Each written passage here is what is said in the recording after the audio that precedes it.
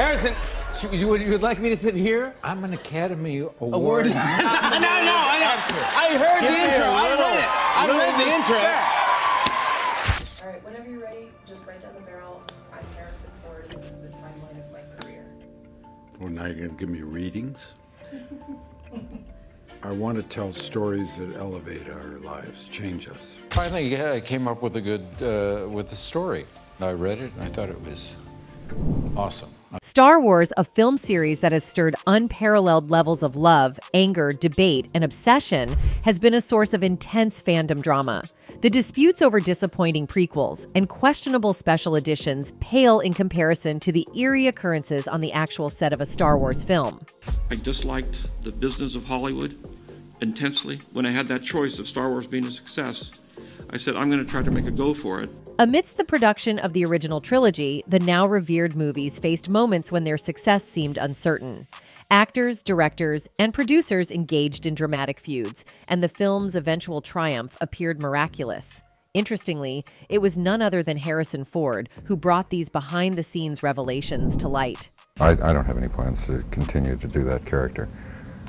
3 sort of nicely completed the story that George Lucas was telling with those characters. In 1977, George Lucas unleashed his science fiction masterpiece, Star Wars, upon the world, forever altering the landscape of cinema.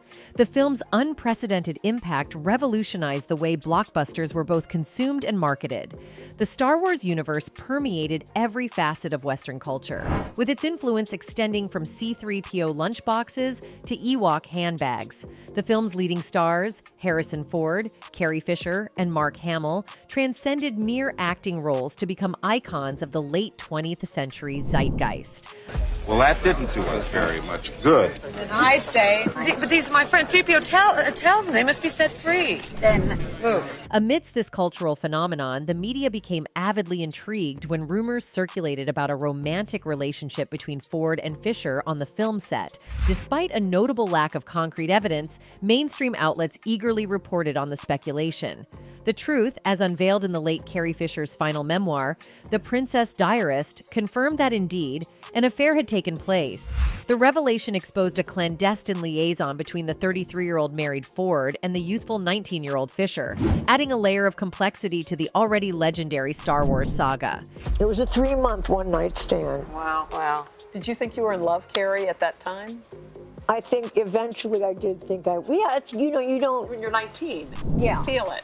Keeping the romance to themselves for 40 years, Fisher detailed that their romance was mostly S, telling Hoda Kotb and Kathy Lee Gifford of The Today Show that it was more like a 3-month one-night stand. Feeling guilty about the affair that was initiated by Ford whilst filming in London, Fisher remembered, "I wasn't raised that way, but when you're on location, this is something I discovered. Everything is permitted."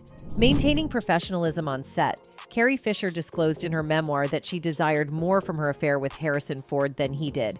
She admitted to being obsessed with the actor, making him her #1 priority. In her fantasies, she envisioned Ford leaving his wife, Mary Marquardt, for her. Regrettably for Fisher, this dream remained unfulfilled. When production concluded on the original Star Wars, Ford returned to his family. I was happy to be there. I don't really have a favorite. It's just brick on a brick to build the story. It's not about the party. It's about what you're celebrating. Following the release of the groundbreaking science fiction film, Ford divorced Marquardt, briefly offering Fisher an opportunity to revive their connection during the filming of the sequel, The Empire Strikes Back. However, by that time, Fisher had moved on, marrying Paul Simon in 1983 before a swift divorce, eventually dating American talent agent Brian Lord. You meet a magic person. And that is how I felt when I met Paul. I'm sitting in the railway station, got a ticket for... Before releasing her memoir, Fisher contacted Ford, who reportedly joked that they needed to lawyer up. Fisher anticipated that the book might be too much for her co-star to handle, a sentiment she shared during an interview on The Today Show. Despite engaging in what sounded like a passionate affair in the late 1970s, it appears that the intense connection between Harrison Ford and Carrie Fisher never fully ignited, even though there was evidently a mutual affection between them. In a 2016 interview with The Guardian, Fisher expressed her sentiments, stating, "Yes, I love him. I'll always feel something for him. It's a romantic fantasy that we might wish were unfolding in an alternate galaxy, far, far away. In her memoir, Carrie recalled a particular night during filming when she and Harrison attended a birthday party for director George Lucas. I looked over at Harrison, a hero's face. A few strands of hair fell over his noble, slightly furrowed brow, she wrote. How could you ask such a shining specimen of a man to be satisfied with the likes of me? A tiny part of me felt like I'd won the man lottery, and here I was, both counting and spending the money. I was shocked by the fact that he fancied me. I was a very insecure girl and had only had one boyfriend.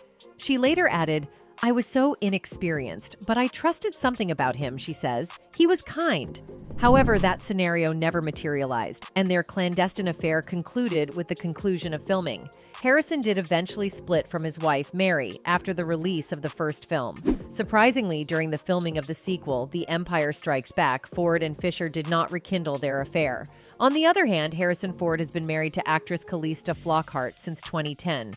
Notably, Ford has chosen to keep silent about the affair, and no public comments have been made by him regarding this chapter of his personal life. They're very intense. And that's what I said was intense. Now this word intense. Oh, so they think the relationship was intense. Well, I think everything's intense at 19. Now, this affair was not just romantic, but it caught worldwide media attention, which apparently caused the negative impact on the Harrisons as well as Fisher's reputation. One person on the internet wrote, she was also 19. He's way more at fault than she is. He also knew he was married and had children and was a fully mature adult man. She was basically a teenager. Not blameless, but surely not as aware as he. Another one added, it's messy, but I think she revealed this for the fans, who are already naturally obsessed with the films and would be forever curious. What they did was selfish, considering one person was married, but she was very young too, and that made her more naive in this situation. I don't know if revealing the truth is selfish necessarily, especially so many years later. The impact of Star Wars was not only influenced by the famous romantic affair, but also faced challenges from other fronts. Despite being one of George Lucas's highly acclaimed movies, the original Star Wars didn't find favor with Sir Alec Guinness, the man behind Obi-Wan, Ben Kenobi. Devoted fans of the original trilogy are familiar with Guinness's critical stance on the movies. His perspective, however, went beyond generational and filmmaking differences, delving into a more intricate set of reasons for his disdain. It seemed to me to present far more problems for the robots. When George Lucas approached Sir Alec Guinness to portray Luke Skywalker's mentor, the actor already boasted an impressive repertoire that included renowned films such as Dr. Zhivago, Lawrence of Arabia, To Paris with Love, and his masterpiece, The Bridge on the River Kwai. His involvement in Star Wars was significant for both parties, but this proved to be part of the predicament. George Lucas suggested to me something of a samurai warrior in one way, hence I'm dressed in partly dressed like this.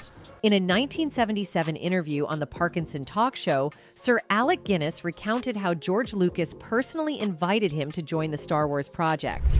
During the interview, Guinness explained his initial reluctance to take on the film and began unraveling the reasons why he later developed resentment towards it in his later years.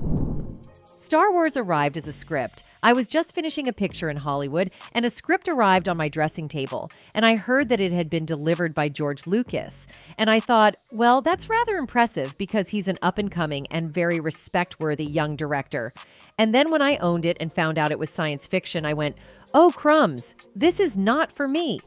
Sir Alec Guinness's initial dislike for Star Wars appears rooted in a genuine disrespect for the science fiction genre. Despite his aversion, he eventually read the script, admitting that he detested the dialogue but found himself captivated and compelled to keep turning the pages.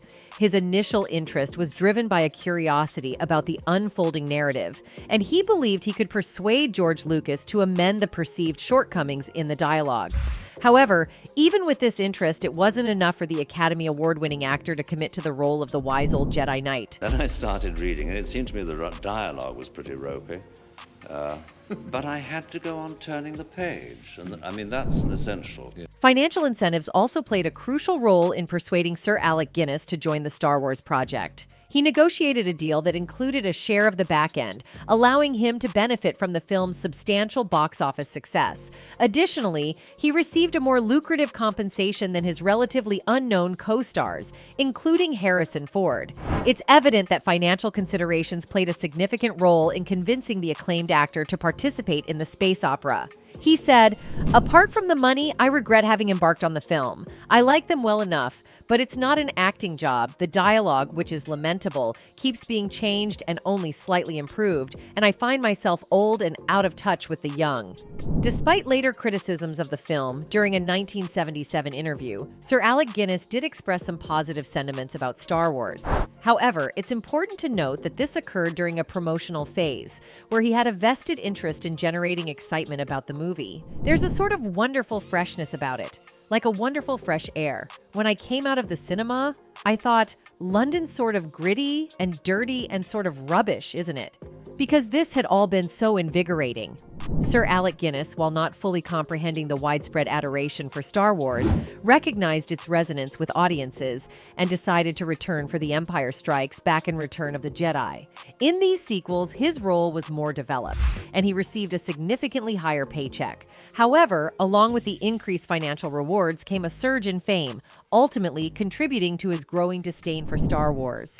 I was just finishing a picture in Hollywood another day to go, and the script arrived on my dressing table, and I heard that it had been delivered by George Lucas. Despite acknowledging his gratitude for the substantial earnings from the franchise, Sir Alec Guinness did harbor resentment towards what Star Wars did to his career. While the iconic actor received another Oscar nomination for his role in Star Wars, it wasn't a project he considered his most esteemed work. Unfortunately, it became the role he was most widely recognized for, eclipsing his extensive and acclaimed filmography. A wise man, a kind of monk-like character, and I think that there have been, not borrowings obviously, but... For an actor who had dedicated his life to honing his craft and contributing to some of the most celebrated movies in history, being predominantly associated with a small role in a science fiction film featuring robots and what he considered to be subpar dialogue became a source of frustration and disappointment for Sir Alec Guinness. Apart from the money, I regret having embarked on the film, he said during an interview with The Guardian. In his autobiography, A Positively Final Appearance, Alec explained just how much he grew to hate Star Wars. "A refurbished Star Wars is on somewhere or everywhere," he wrote. "I have no intention of revisiting any galaxy. I shrivel inside each time it is mentioned. 20 years ago, when the film was first shown, it had a freshness, also a sense of moral good and fun. Then I began to be uneasy at the influence it might be having." Sir Alec Guinness's discontent with Star Wars extended to the point where he reportedly advised a young fan to refrain from watching the film, expressing his belief that it was warping young minds and directing their attention toward what he deemed childishly banal. While it's true that Guinness held a generally unfavorable view of science fiction, his disparaging remarks may also have reflected a desire for audiences to appreciate his more acclaimed and diverse body of work. And then when I opened it and found it was science fiction, I thought, oh, crumbs, this is simply not for me. And then I started reading, and it seemed to me the dialogue. For an actor with a rich history of contributing to cinematic masterpieces, the overwhelming association with a specific role in a genre he dismissed as garbage likely fueled his frustration. Guinness may have wished for his legacy to be defined by the breadth and depth of his accomplishments rather than being overshadowed by a role in a blockbuster with which he had a conflicted relationship. One of his fans wrote, "An elegant gentleman from a more civilized age. I could have definitely imagined him playing a part in a low-TR adaptation. He's a one-of-a-kind actor from that classic breed of Ian McKellen, Christopher Lee, Peter O'Toole." Another one added, "There certainly are some inspirations from The Lord of the Rings and Star Wars. I don't know why it isn't mentioned more often. I won't mention the typical elements of the hero's journey and the old mentor characters, very common to a lot of stories. But the thing with the Force and the temptation of the dark side is pretty clear an inspiration from Low TR's temptation from the One Ring." One more person talked about his financial gains, saying Alec Guinness may not have enjoyed the impact that A New Hope made, but I bet he didn't mind all the money he made, and from his cameos in episodes 5 and 6. Apart from picking apart certain aspects of the movie that he didn't like, Sir Alec Guinness didn't back away from crediting the franchise for its accomplishments. And before passing away at the age of 86, in an interview, the actor respected what the movie was aiming for. And even though it might not be in his preference, he still acknowledged its beauty. He said, "A marvelous, healthy innocence. Great pace, wonderful to look at, full of guts, nothing unpleasant." Talking about the director of Starware, he also had issues with the casting because it was seen that he did not want Harrison to be casted in Star Wars. In 1977, George Lucas, a prominent figure in the new Hollywood wave, achieved global success with the release of the first installment of his iconic saga, Star Wars. Despite becoming a cinematic force in the early 1970s with works like THX 1138 and American Graffiti, Lucas faced challenges during the casting process of Star Wars, particularly in relation to Harrison Ford.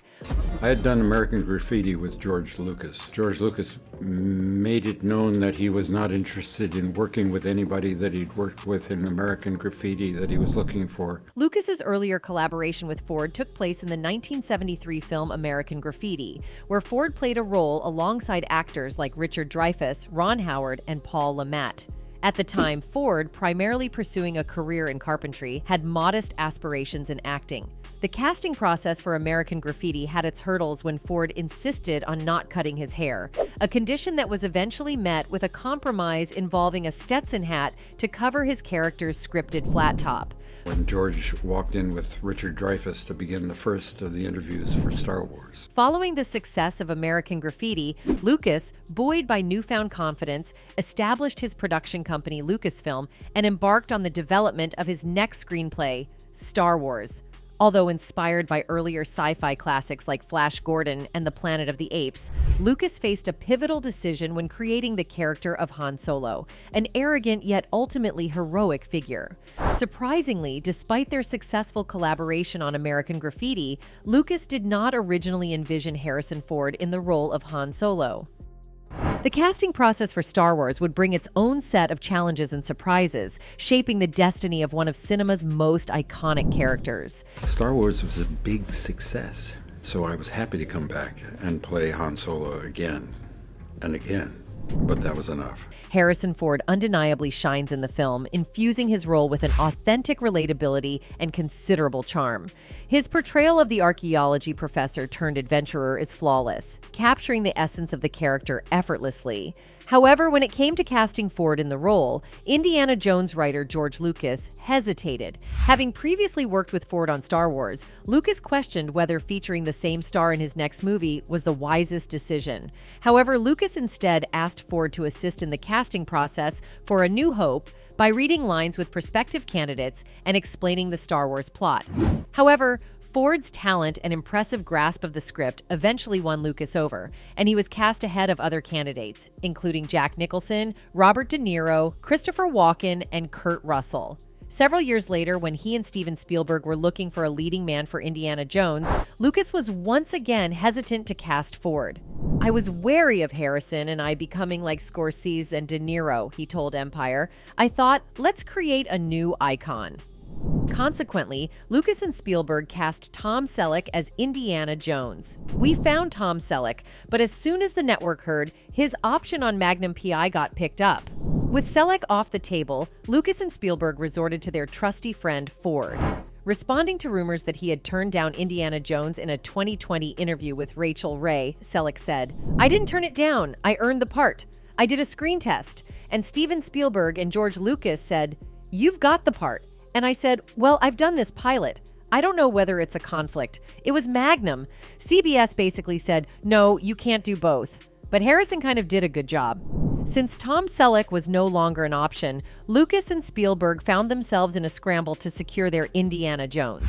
Harrison Ford's name resurfaced, prompting them to make contact. However, Lucas expressed reservations, uncertain whether the actor from Return of the Jedi would be willing to commit to 3 films. Lucas recalled, "We were running short of time," and Steven said, "There's always Harrison." I doubted he'd go for a 3-picture deal. He didn't want to on Star Wars, and we had 3 pictures. Steven said to try anyway. I went to Harrison and he read the script and said, "Yeah, I'll do a 3-picture deal. I'd love to." And the rest is history.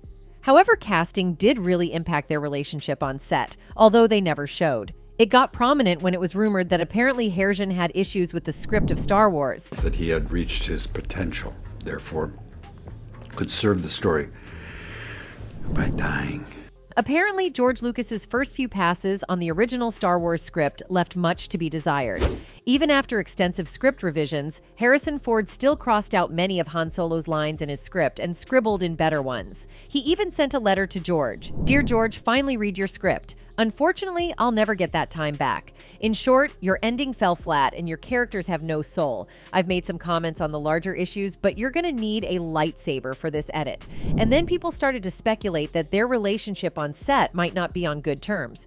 However, amid all these ups and downs, shockingly, George decided to sell Star Wars to Disney.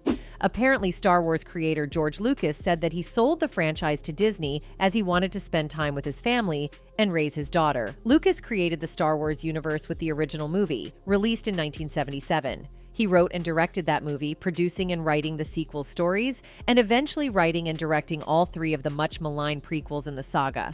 However, rather than finishing the Skywalker saga, he sold Star Wars and Lucasfilm to Disney in 2012, with Kathleen Kennedy taking over control of the franchise. One of the reasons I sold it was I was starting to make movies that were more personal and were obviously losing a lot of money. Speculation abounded as to why George Lucas would sell the franchise before realizing his original vision. Some attributed it to his age, as he was 68 at the time of the sale, while others believed he had lost the desire to continue working on the franchise. Since the acquisition by Disney, the franchise has been revitalized with 3 sequels of differing quality and box office success, 2 spin-off films, and the highly successful TV show, The Mandalorian, on Disney+.